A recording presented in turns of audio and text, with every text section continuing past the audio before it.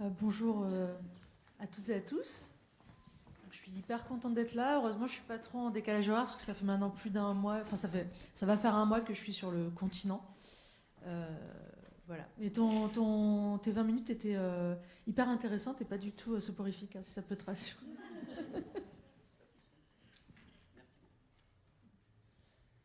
Donc, pardon, oui, ça y est, ça fonctionne. Vraiment, merci beaucoup Lisa d'être avec nous aujourd'hui. On est vraiment ravis de t'accueillir. Enfin, tu l'as entendu, on est beaucoup à apprécier ton travail.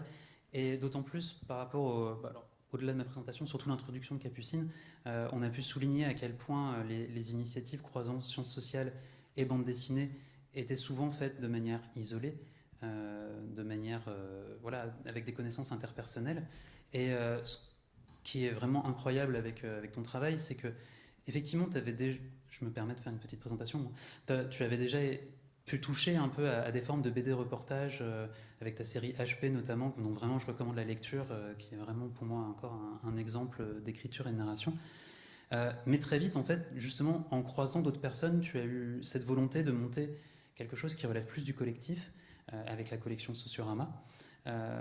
Quelque chose qui a permis de fournir un nombre d'exemples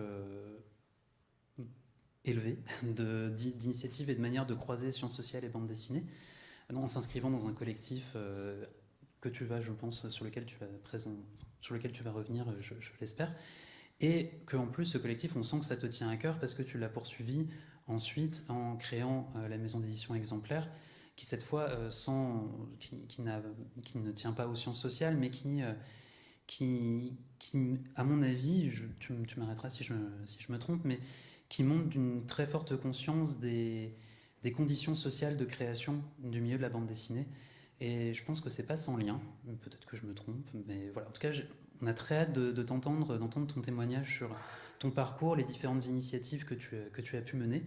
Donc je vais avoir la charge un peu ridicule de tenir le temps, vu que j'ai pas trop tenu le mien, mais je vais essayer de t'accompagner pendant ces 20 minutes pour t'écouter surtout. Ok. J'ai très envie de t'écouter. Donc, oui, donc effectivement, moi j'ai fait de la sociologie sans le savoir avec la série HP, qui devait être un triptyque, qui est un diptyque sur l'évolution de la psychiatrie dans les années 70 en France, à travers le parcours de 6 ou 7 infirmiers en psychiatrie qui commençaient leur carrière à la fin des années 60, début 70, et du coup qui ont participé à la transition et à l'évolution de l'hôpital psychiatrique en France, qui est passé de l'asile d'aliénés à l'hôpital de secteur, donc un hôpital plus ouvert avec des pratiques plus humaines. Et en fait, sans le savoir, j'avais donc une cohorte. En fait, sans le savoir, j'ai fait un travail tout à fait sociologique, mais vraiment, c'était le hasard total. Puisque j'avais une cohorte, j'avais des témoins qui étaient tous de la même époque, ça se situait dans un seul lieu, ça parlait d'une seule chose. Et donc, je faisais, sans le savoir, une enquête sociologique. Moi, j'ai fait des études techniques, donc j'ai passé un bac technique, j'ai pas fait de sociologie, j'avais jamais étudié. Et en fait, à la suite de cette bande dessinée, j'ai été contactée par une asso qui s'appelle Socio en Case, qui était en fait à l'époque des jeunes doctorants de l'ENS à Paris, qui avait monté en fait un colloque sur la bande dessinée et la sociologie. Donc c'était en 2014, je crois 2015. Donc c'était entre 2000, c'était vers on va dire vers 2015. Je sais plus exactement. Et j'ai été invitée. Donc pour la petite histoire, j'ai été invitée sur les les femmes et la sociologie, sur un truc un peu bullshit comme ça. Donc j'ai refusé. J'ai dit ah bah non, moi je fais de la BD. Enfin, ça faisait des années que j'avais un peu ce combat parce qu'en BD on était beaucoup. Au début, j'avais pas beaucoup de femmes dans la BD, on va dire. Donc j'étais souvent invitée en tant que femme, donc ce qui m'énervait au plus haut point. Et là en plus je venais de faire HP, donc j'ai dit bah non, moi je viens pas pour ce sujet-là. Et en fait j'ai été réinvitée, on m'a changé juste l'intitulé, on m'a dit féminisme et en fait, quand je suis arrivée, ça s'appelait toujours les femmes et les BD. Enfin, ils m'ont un peu entubée, quoi. C'est là où j'ai vu comment étaient les chercheurs en sociologie, des gens perfides et qui passent, voilà, qui louvoient, voilà. Et non, et finalement, j'ai fait la rencontre de Yasmine Boiga et de plusieurs doctorants à l'époque.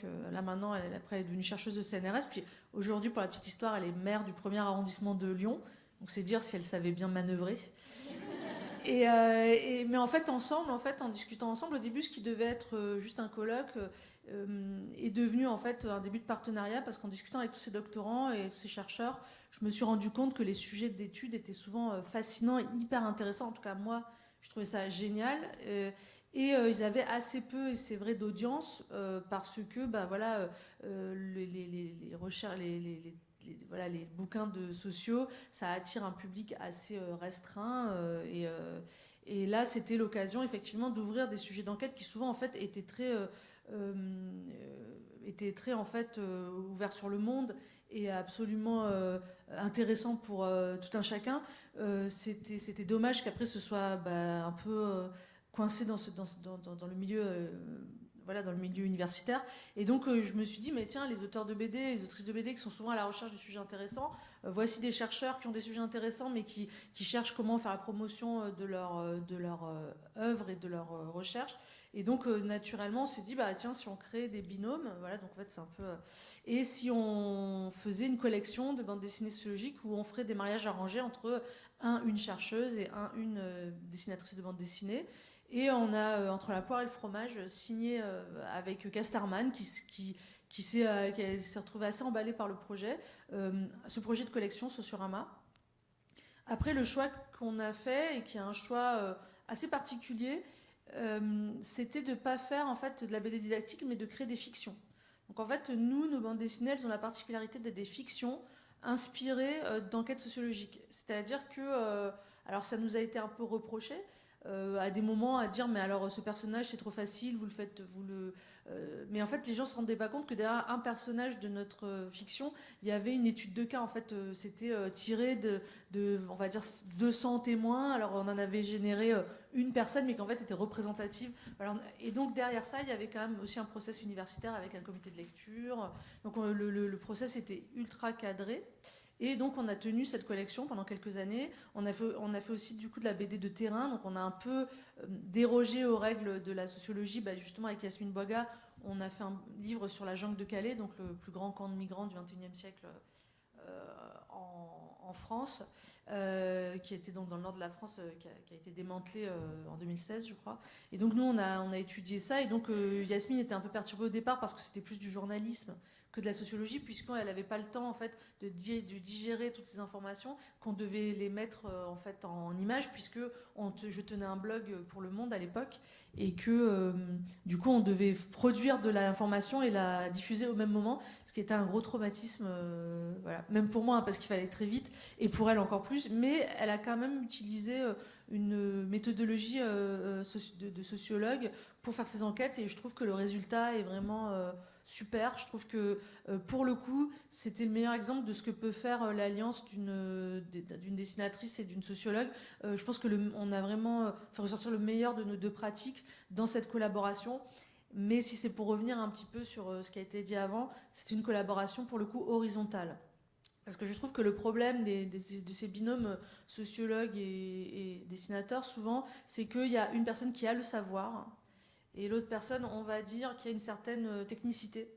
Et la tentation est grande de considérer l'auteur de BD comme un illustrateur. Donc tout à l'heure, voilà, on a entendu le terme illustrateur, je le renie pas, mais pour moi, je suis pas illustratrice. La bande dessinée, ça a vraiment beaucoup plus à apporter que juste illustrer un texte. La bande dessinée, c'est un peu comme on le dit depuis longtemps, du cinéma de poche. Ça permet de faire du docu-fiction pour 3 francs 6 sous, ça permet de faire des flashbacks, ça permet d'imager les choses. Et on peut pas juste, espérant en étant journaliste ou expert, trouver un illustrateur qui va juste illustrer notre texte, qu'on va pas changer une virgule. Ce qui est un peu aussi ce qui peut arriver parfois dans les BD documentaires, c'est qu'on se retrouve plus avec du texte illustré qu'avec de la BD, ce que je trouve vraiment dommage d'un côté comme de l'autre. Je trouve que c'est pas mettre en valeur les talents des uns et des autres. Et je trouve que du coup, la BD documentaire faite avec un sociologue, pour moi, c'est la meilleure manière de rétablir une horizontalité, parce que on découvre le terrain ensemble.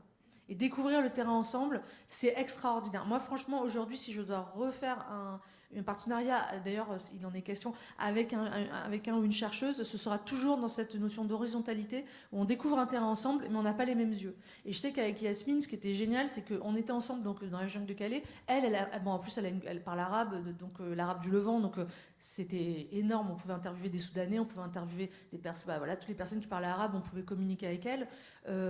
Elle savait quelle question poser, elle savait quel angle elle voulait, et moi j'étais les yeux quoi, et les oreilles. Donc moi en fait je regardais l'ambiance, j'essayais de comprendre dans ce qui se jouait visuellement, ce qui était intéressant, j'essayais de créer une histoire avec tout ça, et donc l'un dans l'autre, et notre collaboration elle a permis je trouve d'amener presque un troisième,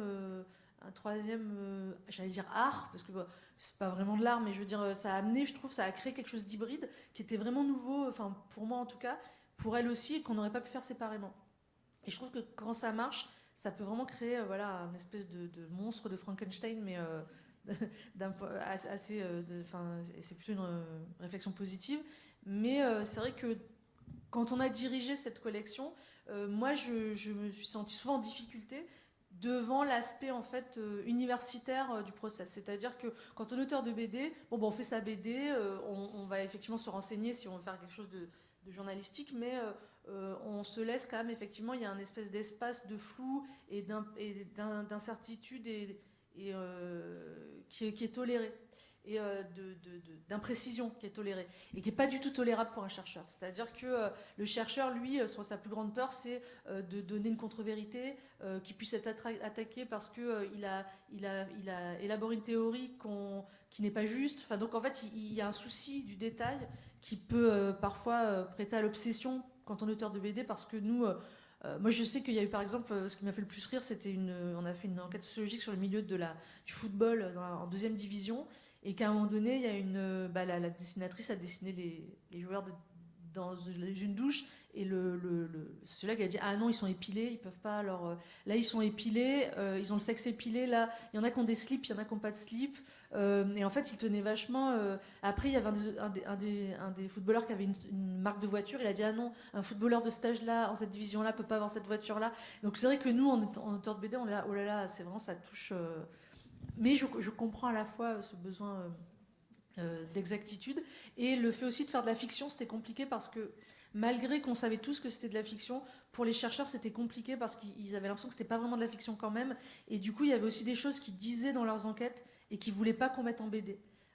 Ça a posé des questions beaucoup éthiques, des chercheuses qui avaient peur, par exemple une chercheuse qui avait peur d'être traitée d'islamophobe si par exemple elle signalait que on avait fait aussi une enquête sur une mosquée, voilà, c'était la petite mosquée dans la cité. C'était sur la création d'une mosquée et toutes les difficultés qui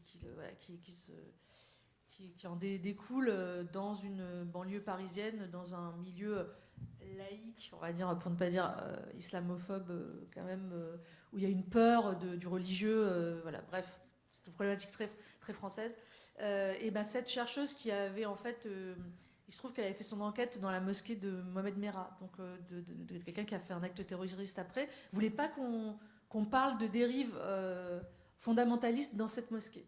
Et donc nous, on a dû se battre avec Yasmine, d'ailleurs, c'était drôle, par rapport à cette chercheuse, en lui disant mais on est obligé d'en parler parce que si on n'en parle pas, on va nous le dire. On va dire mais attendez, vous nous parlez d'une mosquée, il y a forcément des personnes intégristes ou fondamentalistes qui peuvent passer, être là aussi. On peut pas. En plus, c'était pas très loin des attentats du Bataclan, des attentats de Charlie Hebdo. On pouvait pas passer par-dessus, mais c'était marrant parce que la personne, dans son enquête, elle avait pas eu de problème de le dire, mais dans une fiction, elle n'arrivait plus à le dire. Parce que, alors, on a réussi quand même à en parler de cette dérive. Bon, je ne veux pas trop m'étaler là-dessus parce que c'est pas le propos, mais cette dérive fondamentaliste qui est liée au fait qu'en France, il y a une telle opposition à financer des lieux de culte, notamment musulmans évidemment, que en fait les personnes trouvent des financements ailleurs, et souvent les trouvent dans des pays qui sont très rigides et qui sont beaucoup moins, qui peuvent être parfois fondamentalistes, et donc du coup ils envoient des imams eux-mêmes fondamentalistes. Donc en fait on radicalise la pratique de l'islam en France, là où elle pourrait être tout à fait compatible et évidemment avec la valeur de la République, parce qu'on refuse en fait de financer ça ou d'aider, de faciliter la création de mosquées. Bon, c'est tout un débat, et qui est très très bien raconté par la sociologue d'ailleurs dans la bande dessinée. Voilà. Donc c'était ce truc de mettre en fiction. Moi j'ai trouvé que ça avait quand même, à un moment donné, on a touché quand même nos limites. La collection s'est un peu arrêtée aussi à cause de ça, parce que on était toujours obligé d'être dans cette espèce de fil narratif récurrent de la personne qui n'y connaît rien, qui arrive dans un milieu, parce qu'il fallait qu'on ait un personnage toujours un peu qui découvrait le milieu, et donc on finissait, je trouvais, on était un peu en risque de se répéter, et donc on a aussi arrêté, aussi pour plein de raisons, parce que c'était beaucoup de temps, beaucoup d'énergie. Et moi, j'aurais aimé qu'on bascule vraiment sur une sociologie de terrain. Et finalement, je l'ai fait toute seule, quoi. J'ai continué, moi, à faire mes enquêtes du coup de mon côté. Mais j'ai des projets avec des sociologues là prochainement. Donc c'est un truc qui m'a vraiment passionné en fait, de mélanger deux experts sur des sujets aussi différents que la bande dessinée et les sciences sociales, les sciences humaines. Je trouve ça vraiment, vraiment hyper complémentaire et hyper intéressant. Je me permets de rebondir un peu sur ce point-là. Enfin, j'ai énormément de questions à te poser. Mais justement, sur cette non-bascule qui s'est faite, est-ce que tu peux nous en dire un peu plus sur les raisons, sur pourquoi ne pas basculer justement sur la création de binômes chercheurs-chercheuses et BDistes dans l'idée, mais vraiment à chaque étape de l'enquête, comme vous l'avez fait avec Yasmine? Alors, ça a été pas forcément de notre volonté à nous, avec Yasmine et moi, c'est-à-dire que c'est la collection qui s'est arrêtée chez Casterman parce qu'il y a le Lombard, voilà, histoire vraiment... En gros, il y a eu des événements qui ont fait que la collection s'est arrêtée. On m'a proposé de continuer, parce que j'avais des projets, il y en avait un sur le sucre, qui finalement est sorti avec Émilie Glisson, mais qu'elle a fait un peu toute seule avec un journaliste. Il y en avait un autre sur la forêt. Et il m'a proposé, l'éditeur, de continuer de suivre les personnes, mais sans collection. Et moi, j'ai dit, bah, c'est sympa, mais il y a quand même une gratification en fait à diriger une collection. S'il n'y a plus de collection, que juste moi je suis en off, en train d'accompagner des auteurs sur des projets, ça m'intéresse moins. Puis j'aimais bien l'idée voilà, de collectif, mais j'aimais bien l'idée aussi d'avoir un nom et d'exister, quoi. Et puis après, Yasmine, elle est partie donc sur d'autres projets plus politiques. Et puis on était arrivé aussi au bout de l'aventure, je pense. Mais je reste persuadée que la meilleure formule, c'est d'arriver ensemble égaux face à l'information. Pour moi, il ne peut pas y avoir une égalité sans ça, parce que celui qui a le savoir, c'est celui qui a le pouvoir. Et ça se ressent vachement, moi je trouve. Alors après, ça dépend du caractère aussi du sociologue et de l'auteur de BD. Il y a des auteurs de BD qui sont un peu chiens fous, qui veulent faire tout de leur côté sans prendre en compte les contraintes de la sociologie, et c'est un problème. Et il y a des sociologues qui vont avoir, sans le vouloir, mais qui vont avoir quand même besoin d'imposer leur fil narratif. Et je dois avouer que c'est très peu arrivé dans notre collection. C'est-à-dire que souvent les sociologues, ils se mettent en retrait, ils ne voulaient pas du tout en fait s'aborder le travail de l'auteur de BD. Mais néanmoins, il y a quand même ce rapport qui n'est jamais tout à fait égalitaire, quoi, je trouve, et qui est lié juste à ça, au fait qu'il y en a un qui sait, l'autre qui ne sait pas. Et voilà.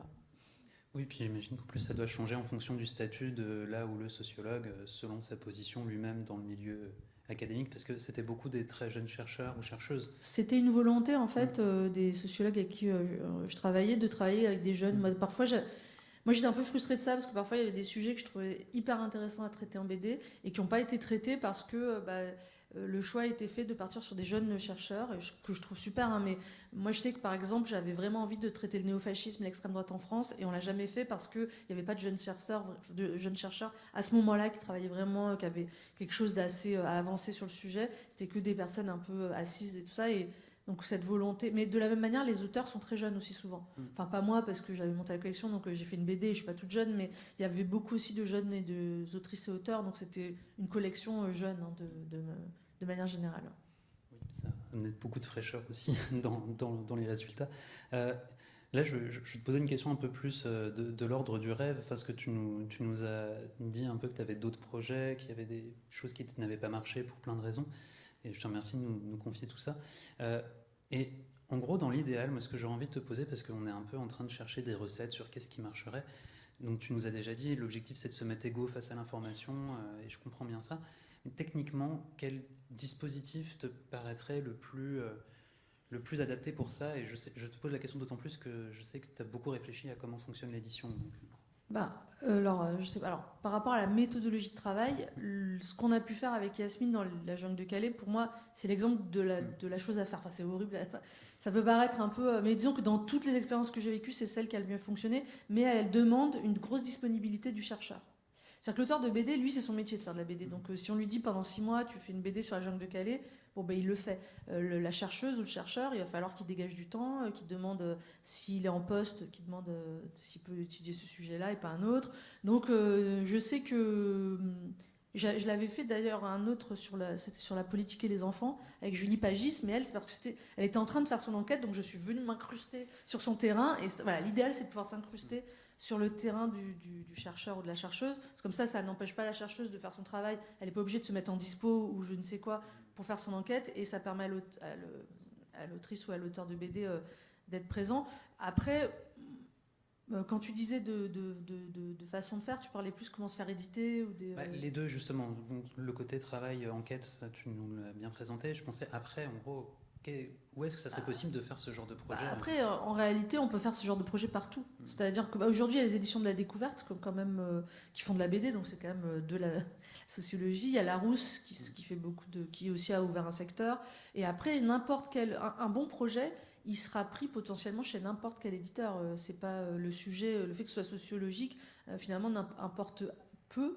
Il faut que le projet soit de qualité. Donc après, comment faire un projet de qualité, ça c'est encore une autre question. Moi, je sais que souvent, chez Exemplaire, on a beaucoup de gens qui déposent des projets. Et souvent, le problème qu'il y a dans les binômes comme ça, c'est que on a un expert ou une experte, une sociologue, ça peut être un cuisinier, ça peut être vraiment n'importe qui, qui a une expertise, va travailler en binôme avec un ou une dessinatrice, mais sans vraiment prendre la mesure du niveau de dessin de la personne avec qui il travaille. Donc souvent, on se retrouve avec un décalage de niveau, avec des autrices et des auteurs qui ne sont pas au niveau pro, et un expert qui, lui, est au niveau pro, par contre, mais qui ne s'est pas rendu compte vraiment qu'il travaillait avec quelqu'un dont ce n'était pas le métier. Et nous, c'est très difficile de dire ça, de dire à une autrice ou un auteur de BD, bon, t'es pas encore assez pro, parce que c'est très vexant, et on n'a jamais envie de dire ça. Mais souvent, moi, le conseil que je donnerais, c'est déjà de travailler avec des gens dont c'est le métier. Parce que, ouais, c'est un métier. Voilà. Moi, j'ai aussi du mal avec ce truc de dire... effectivement, on a aujourd'hui des jeux, par exemple, Emma. Il y a des personnes qui ne sont pas dessinatrices ou dessinateurs au départ, qui ont fait une BD sur leur pratique, ça a marché, et avec un dessin parfois très sommaire, mais c'est vrai que ça a marché. Mais c'est pas pour ça que c'est pas un métier. Et je pense que, pour moi, la chose à faire, c'est arriver à travailler avec des gens dont c'est le métier, qui ont déjà fait des livres, même ou s'ils sortent de l'école, c'est pas grave, mais qui ont un niveau. Et ensuite, on peut proposer, il faut faire un dossier, mais ça peut être proposé vraiment à tous les éditeurs, qu'ils soient québécois, d'ailleurs francophones, anglophones, si on arrive à faire les choses en anglais. Et il n'y a pas de limite, en fait. Je pense pas qu'une maison d'édition refusera un bon projet parce que c'est de la socio, parce que c'est de l'anthropo. Ouais, j'ai pas de Après, c'est toujours marrant de créer une collection, hein, mais pour commencer, c'est juste faire un dossier avec son projet, trouver le bon binôme, et puis foncer, quoi. Après, c'est comme un projet de BD, c'est comme n'importe quel projet de BD, en fait. Et en plus, il y a moins d'exigences en BD parce que personne va aller vérifier si le niveau de la personne qui fait l'enquête est au top. Enfin, il y a beaucoup moins de compétition en bande dessinée, je pense, qu'en sociologie. C'est ça aussi que j'ai constaté, qu'entend beaucoup de sociologues pendant les années, parce que je me suis rendu compte qu'il y avait quand même une pression une compétition entre les gens que j'ignorais, les bras m'en sont tombés. Je dois dire, je m'attendais pas du tout à ça. Parce que c'était plutôt, on va dire, je vais grossir le trait, mais c'est plutôt un peu des sciences de gauche, on va dire, en France. Donc moi, j'avais une espèce d'idéalisation. Et je me suis rendu compte que le milieu universitaire faisait pas de cadeaux et que c'était assez compliqué. Mais en BD, c'est pas comme ça. En BD, par exemple, on peut être ami avec quelqu'un qu'on trouve qui fait de la merde. Non, mais c'est vrai. Moi, je pense qu'il y a des gens qui trouvent mon boulot atroce, qui trouvent que je dessine comme une merde et qui sont hyper amis avec moi. Et moi, je trouve que ça joue pas nos rapports humains. On peut être très amis avec des gens qui ont un travail qui nous ressemble pas, qu'on n'aime pas. Ça pose pas de problème. Et on peut aussi critiquer un auteur de BD. Par exemple, moi, à un moment donné, avec Yasmine, ça a été pour moi illustratif là, j'ai compris ce que c'était la recherche. C'est que on expliquait à un nouvel auteur, un nouveau sociologue, un binôme avant les erreurs qu'il y avait eu. Moi, je disais, la dessinatrice, elle a regardé l'enquête et elle est partie comme un cheval fou. Elle a fait n'importe quoi, on comprenait rien. Et après, elle a dû tout recommencer. Et elle, donc Yasmine me regarde avec des yeux comme ça. Puis en off, elle me dit, tu peux pas dire ça d'une autrice devant les autres. Genre, tu peux pas parler comme ça d'une autrice. Je dis, mais attends, elle s'en fout. En plus, après, elle a fait un truc génial. En plus, après, elle avait tout. Et en fait, par exemple, ça, c'était pas tolérable. Et je me suis dit, ah oui, donc on peut pas dire à quelqu'un qui fait le même métier. Par exemple, un sociologue ne dirait jamais à un autre sociologue, oui, machin, il a fait une enquête, elle était toute pourrie au début. Après, il a dû tout recommencer, maintenant ça va. Et en fait, en BD, on le fait. En BD, on n'a pas honte de se planter, de faire un truc tout nul, de devoir tout recommencer. Ça nous empêche pas de dormir la nuit, on peut le dire du moment qu'à la fin, ça se termine bien. Et voilà, et donc là, j'ai réalisé que c'était pas exactement la même façon de fonctionner, qu'il y avait beaucoup de pincettes, beaucoup de choses, du coup, un peu par derrière, d'espèces de... Je me suis dit, voilà, que ce milieu est vachement plus compliqué, voilà, que ce que j'imaginais, mais parce qu'il y a beaucoup, les places sont chères, et que du coup, non mais c'est vrai, il y a très peu de places en CNRS, enfin, il y a très peu de places, et du coup, les places sont chères, et les gens se battent pour y arriver, et du coup, ça crée, je pense, aussi une certaine animosité. Alors que nous, on fait des Mickey. Tout le monde... non, je pense qu'il y a plein de gens qui sont amis entre eux, attention, mais j'étais étonnée que pour une science molle, vous étiez bien dur. J'avoue que c'est une très bonne manière de clôturer ton témoignage. On arrive pile à la fin des 22 minutes. Je ne peux pas renchérir sur une aussi belle phrase de fin. Et je ne vais pas poser de questions non plus parce que j'aime trop ta phrase de fin. Donc on va ouvrir la question au public si ça vous va. C'est moi qui fais circuler le micro en plus.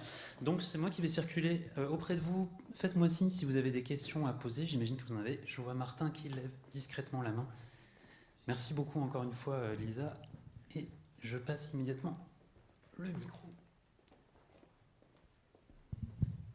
Merci beaucoup pour la présentation. Même si je dessinais, j'écoutais très attentivement.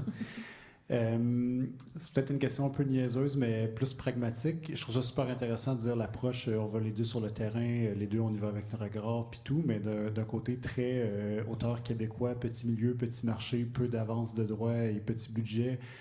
Comment est-ce que ces projets-là sont financés? Comment est-ce qu'on dit à un BDiste, tu te rends disponible pour faire du terrain pendant vraiment plusieurs semaines ou plusieurs jours, ou alors que déjà le travail...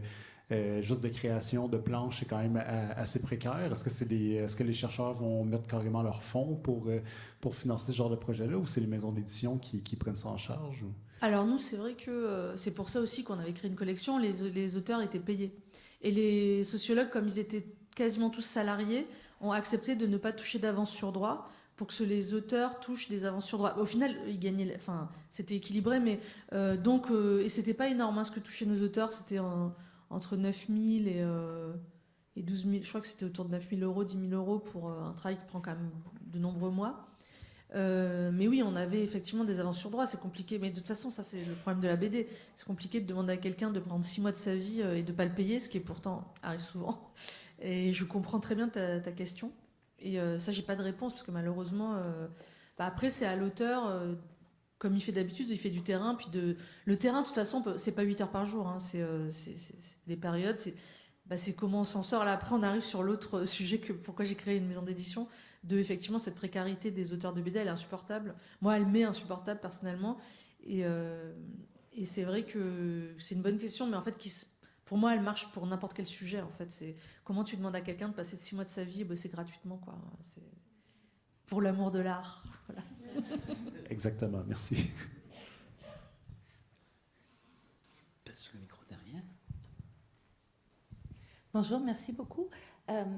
Vous avez beaucoup insisté sur, justement, et je vais continuer sur l'idée de partir ensemble sur le terrain. On fait de plus en plus quand même de recherches avec les personnes concernées où on part ensemble dans la démarche. Et je me disais, c'est les mêmes adaptations que de partir avec d'autres types de savoirs, d'autres types de personnes.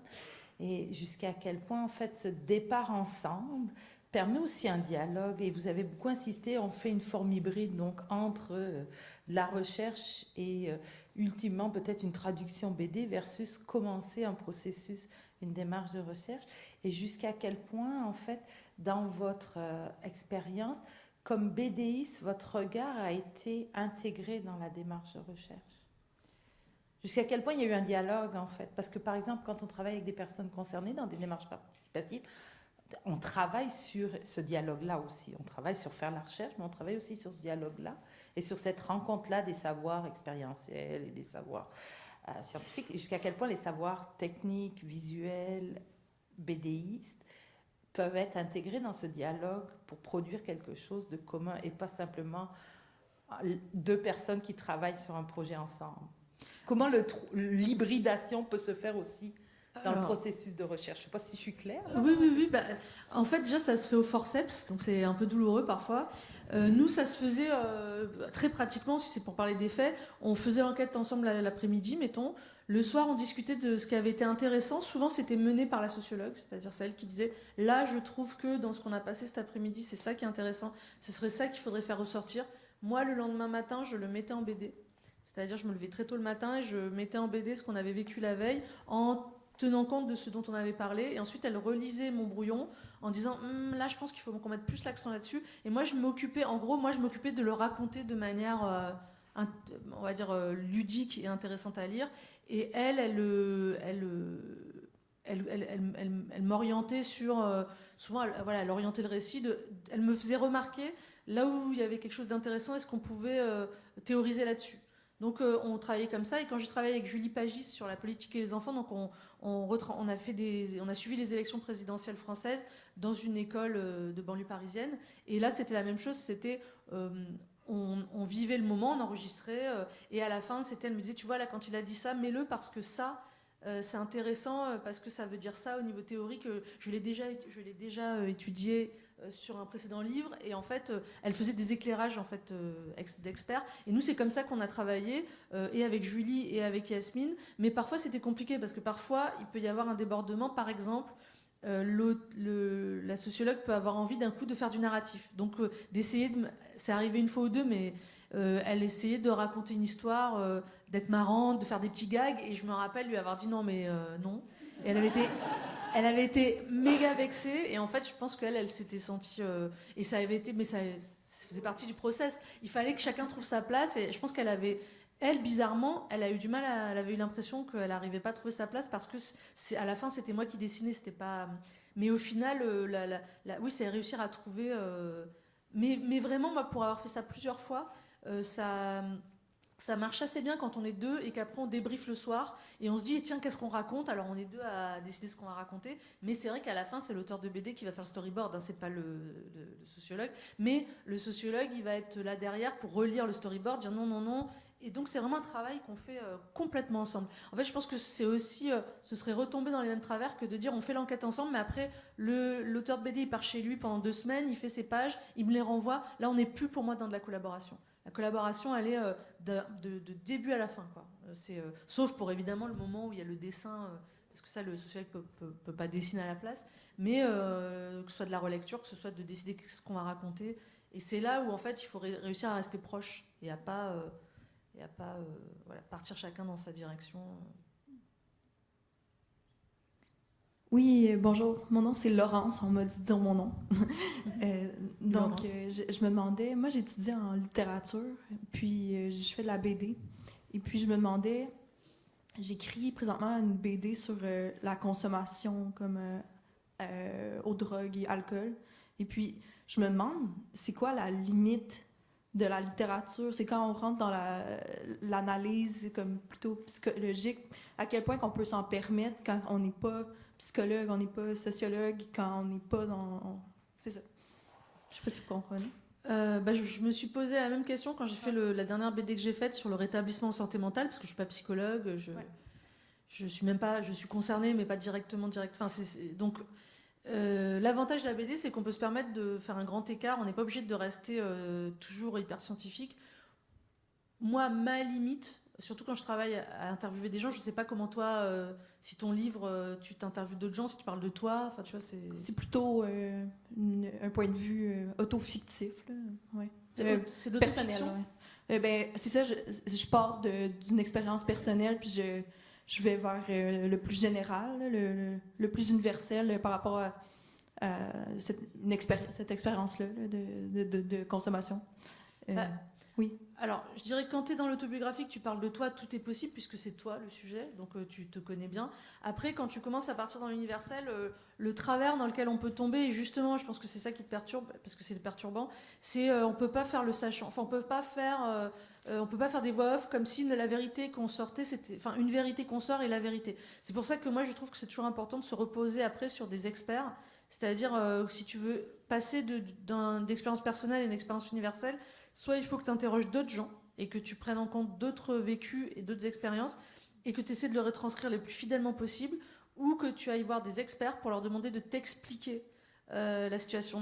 Mais toujours se rappeler qui on est, d'où on vient, et avoir quelque part le réalisme de se rendre compte qu'effectivement on ne sait pas tout, on n'a pas de formation, et que des formations, c'est pas en cherchant sur Google qu'on va avoir toutes les réponses, et du coup accepter ses limites. Et c'est là où il faut faire appel, je pense, soit à d'autres témoignages, soit à des experts, pour éviter aussi de donner l'impression aux gens que celle-là elle nous dit quoi penser, elle nous dit ce qui est vrai, ce qui est pas vrai, ce qui est très énervant quand on lit le témoignage de quelqu'un qui est en train de nous dire ce qu'on doit penser alors qu'on sent bien qu'il n'a pas plus de compétences que nous. Et pour éviter ça, la solution, c'est soit de parler de soi et ensuite de faire parler les autres. Enfin, moi en tout cas, c'est un peu ce que j'essaye de faire quand je fais de la BD documentaire, quoi. Et puis, mettons, je pourrais pas demain matin me réveiller puis faire comme du livre Stromquist. Je veux dire, parce qu'elle est sociologue, la ligne est mince, mais je pourrais partir d'un point de vue personnel, par exemple, puis non pas tout expliquer sur le domaine que je connais pas. Non, mais aller par contre interroger des gens qui savent. C'est vrai que l'livre Stromquist, c'est un très bon exemple. Moi, si vous l'avez pas lu, je vous conseille vraiment de le lire. C'est une dessinatrice qui au départ avait fait son projet de son PhD, je crois, en BD, et qui a fait beaucoup de choses sur le féminisme. C'est une Suédoise, et c'est vraiment... alors elle, au départ, elle dessine un dessin hyper sommaire, et en fait, elle arrive moi, j'ai adoré Les Sentiments du Prince Charles, j'ai adoré L'Origine du monde. J'ai trouvé que ça apprenait beaucoup sur le corps féminin, sur les femmes, sur le féminisme. C'est vraiment un excellent exemple de bande dessinée sociologique hybride, et là pour le coup elle a tout fait elle-même et elle s'en sort vraiment bien, quoi. Mais c'est vrai que tout le monde n'est pas Liv Strömquist et elle est chercheuse par ailleurs, tu vois, c'est un peu comme toi et moi. Enfin, moi je suis pas chercheuse, donc je pourrais pas faire quelque chose comme elle. Je peux aller que à la rencontre de gens qui savent, quoi, et retranscrire leurs paroles le plus fidèlement. Et les citations, dernière question. On peut pas lire par nous-mêmes puis citer. Ah oui, bien sûr. Bah, ça peut le faire. Okay. Ah non, mais ça c'est évident. Ça, tu peux citer quelqu'un qui a dit des choses très intéressantes. Ça marche. C'est juste de donner une vérité sans qu'on comprenne d'où elle vient, qui peut être compliqué si t'as pas par exemple, si t'es docteur en sciences sociales et que tu étudies un sujet pendant des années, que tu déclares quelque chose dessus, tu n'auras pas la même crédibilité que si t'es je sais pas ce que tu fais en dehors de ce que tu disais. Voilà, si moi je suis juste autrice de BD, je peux pas dire, je peux pas m'exprimer de la même manière. Je peux parler de BD et de dessin, mais je peux pas prétendre savoir quelque chose personnellement sur la santé mentale à part la mienne. Voilà. On va avoir encore 2 questions, Daniel, et une derrière, et je sais pas si on aura le temps pour une troisième. On va voir en fonction de la synthèse des uns et des autres. Merci Lisa pour la présentation. Merci. Je voulais revenir sur la Jungle de Calais. Une chose qui m'a fascinée, c'est comment parfois tu sors du sujet pour observer la chercheuse sur le terrain et puis traduire un peu ces questionnements épistémologiques ou ces moments d'incertitude. Pour moi, c'est très riche et je me suis beaucoup identifiée comme chercheuse. Et ce regard que toi, tu portes sur la chercheuse dans son terrain, ça m'apparaît comme un apport vraiment unique que cette collaboration horizontale a pu produire. Et puis c'est aussi des planches que j'utilise en classe, en cours de méthodologie ou dans mes cours sur l'immigration, parce que c'est ce regard. Et je voudrais te demander si tu veux élaborer là-dessus. Quand tu prenais ce rôle, bon, tu en as parlé tout à l'heure, comment tu observes le milieu des sociologues, donc je vois que c'est quelque chose que tu fais. Comment ça peut être un apport dans ce travail horizontal? Ça, je dois dire que je pense que c'est la chose la plus gratifiante, je pense que pour Yasmine, et je pense pas me tromper, c'est quelque chose qui lui a fait énormément de bien, parce qu'en fait, quand on est sociologue, moi, pour avoir donc côtoyé pas mal de sociologues du coup à un moment donné, c'est que le sociologue, on entend que la passion, c'est le terrain. C'est-à-dire la plupart des gens que j'ai rencontrés, leur grand plaisir, c'était de découvrir le monde, de comprendre des mécanismes, de comprendre des sociétés, donc d'être sur le terrain, d'être souvent en immersion. Alors, effectivement, parfois dans des méthodologies plus participatives, d'être eux-mêmes, par exemple, dans Chantier interdit au public, c'est quand même un sociologue qui s'est retrouvé à être manœuvre sur un chantier pendant 2 ans.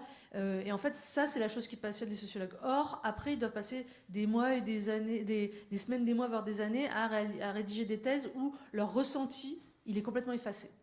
Et la BD, ça permet en fait de remettre aussi de l'humain dans cette pratique, et ça permet à la personne qui a fait l'enquête de pouvoir parler de son ressenti au moment où elle a fait l'enquête. Et ça, moi je trouve que c'est quelque chose de très beau. Mais de la même manière que moi, en tant que personne, surtout à la Jungle de Calais, on s'est mis en scène avec Yasmine parce qu'on trouvait que nos personnages, ils étaient intéressants dans la mesure où on arrivait, on n'y connaissait rien. Donc ça permettait de prendre le lecteur par la main et de dire, viens, on va découvrir ensemble un milieu. Donc nos réactions, elles étaient intéressantes.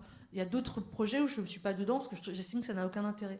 Mais c'est vrai que pouvoir exprimer ses émotions et ses sentiments en sociologie, c'est un truc qu'on peut se permettre de faire en BD parce qu'il n'y a pas de cadre. Le cadre est très flou. Et tu as raison de dire que c'est quelque chose de... Moi, j'ai trouvé que c'était une des plus belles choses en fait, qui a pu exister avec cette collaboration, c'est de pouvoir parler de l'émotionnel en fait, et de l'émotionnel de la personne qui est derrière le chercheur et qui la personne qui est confrontée aussi à des milieux qui parfois peuvent être bouleversants, peuvent être durs.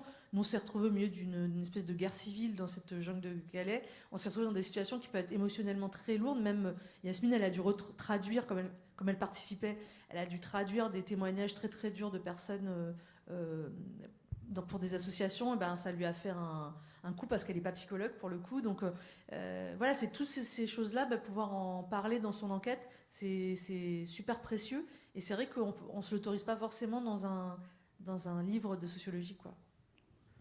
Merci. Et si on a quelques minutes, ce serait génial d'entendre parler de ton nouveau livre qui, je crois, n'est pas encore disponible au Québec, mais qu'on attend impatiemment. Merci. Alors, mon dernier livre, je l'ai édité donc, dans la maison d'édition qu'on a fondée avec mon associé il y a 2 ans. Et c'est un livre sur le rétablissement en santé mentale. Donc, c'est sur la notion qu'on peut vivre une vie épanouie et heureuse avec ou malgré un trouble psychique. Et c'est expliquer comment en fait 2 tiers des personnes qui sont concernées par un trouble psychique en fait s'en sortent et qu'on ne le sait pas. Et alors le rétablissement, en vérité, c'est un concept qui a été importé du Canada et d'Amérique du Nord et des pays du nord de l'Europe. Nous, en France, on est quand même assez en retard sur la question. Mais en gros, voilà, c'est une bande dessinée que j'ai faite d'après le témoignage de 5 personnes concernées directement. J'ai fait le choix de ne pas interviewer d'experts, là, pour le coup. J'ai fait le choix d'interviewer que des personnes qui le vivaient dans leur chair et qui étaient en rétablissement. C'est-à-dire qui étaient dans un process de mieux-être, qui avaient fait déjà un grand chemin personnel. Et là, j'ai choisi, pour le coup, de parler. Ça fait longtemps que je travaille avec la santé mentale, malgré tout. Et je trouvais ça. J'avais beaucoup ressenti le fait que les personnes concernées, souvent, ont l'impression d'être invisibilisées, qu'on prend la parole à leur place. Et donc là, malgré tout, c'est moi qui dessine, mais l'idée, c'était vraiment de donner la parole et de rendre visible toute une communauté de personnes qui sont extrêmement discriminées, stigmatisées et méprisées encore dans l'espace public, qui ont du mal à trouver du travail, qui ont du mal à se loger, qui ont du mal à exister et qui font encore très peur. Donc voilà, c'est le dernier travail qui doit faire l'objet de 2 tomes, mais j'ai eu besoin de faire une pause entre les 2 parce que je ne m'étais pas rendu compte. Mais travailler là-dessus en permanence, c'est quand même un peu pesant. Je pense que les chercheurs voient très bien de quoi je parle, mais un terrain, en fait, au bout d'un moment, il nous imprègne. Et je me suis rendu compte que j'avais besoin de faire une petite coupure et de parler de sujets un peu plus légers avant de revenir dessus. Mais voilà, c'est le sujet de mon dernier livre, enfin mon nouveau livre. Je parle sous contrôle, on a le temps pour une dernière question? Ok, une dernière question. Allô, bonjour. Donc, moi, je m'appelle Isara, je suis étudiante-chercheur en sciences humaines. La dernière intervention a quand même pas mal répondu à ma question, mais j'étais curieuse par rapport à la collaboration pendant l'analyse, parce que vous avez parlé donc de faire le terrain ensemble pour développer un travail horizontal. C'est super intéressant. Puis je me demandais, pour ma part, il y aurait pas pu, quand j'ai fait ma recherche de maîtrise, par exemple, il n'y aurait pas pu avoir une planche qui était élaborée le matin même. Moi, l'analyse, ça m'a pris beaucoup de temps de développer une théorisation du terrain que j'avais fait, puis comment la collaboration avec l'auteur ou l'autrice d'une BD peut se faire à ce moment-là pendant l'analyse. En fait, je pense qu'il faut voir ça comme un travail parallèle, c'est-à-dire que ça n'empêche pas qu'après tu auras des mois pour réaliser ton enquête et ta thèse de ton côté. Il faut voir ça comme un autre travail. En fait, il faut imaginer que c'est ton travail de terrain et que c'est ton travail préparatoire qui va faire l'objet de la BD. Ça va pas être finalement ta conclusion et ta réflexion et j'entends très bien que il y a besoin d'énormément de temps pour digérer tout ça et puis le comprendre, l'articuler et ça peut pas se faire. Là, c'était particulier aussi cette expérience-là où je publiais une page par jour, c'est parce qu'on savait que 6 mois après, le camp allait être détruit. Et donc, il fallait témoigner publiquement. En fait, c'était aussi une envie qu'on avait avec Yasmine. On est arrivé dans un endroit choquant et on avait envie de pouvoir informer les gens au quotidien. Donc, c'était aussi parce qu'il y avait cette urgence. S'il n'y avait pas eu cette urgence-là, je pense qu'on n'aurait pas forcément utilisé cette façon de fonctionner. Mais il faut vraiment le voir, ce genre de collaboration, il faut le voir comme un autre projet que ton projet à toi. C'est-à-dire, ça n'empêche pas que tu vas faire ton livre. Il faut vraiment le voir comme autre chose. Et là, dans ce cas-là, je pense qu'il y aura moins de mal à se dire, bon, ben, on va réagir, on va faire du documentaire, quoi, et ça va t'obliger, ça oblige, c'est vrai, la sociologue ou le sociologue à s'éloigner un peu de certains critères, voilà, et c'est une certaine méthodologie et d'inventer un peu une autre manière de travailler. Mais l'espace, voilà, c'est plus comme si les coulisses, c'est comme si ce projet-là, ces projets entre sociologues et dessinateurs de terrain, il faut les voir comme je vais faire une BD sur les coulisses de mon enquête. C'est ça en fait, c'est les coulisses, c'est pas le résultat de l'enquête, c'est les coulisses de l'enquête. Merci. Oui, merci beaucoup vraiment pour tous ces éclaircissements qui sont très inspirants. Je pense qu'on peut applaudir Lisa pour toutes ces interventions.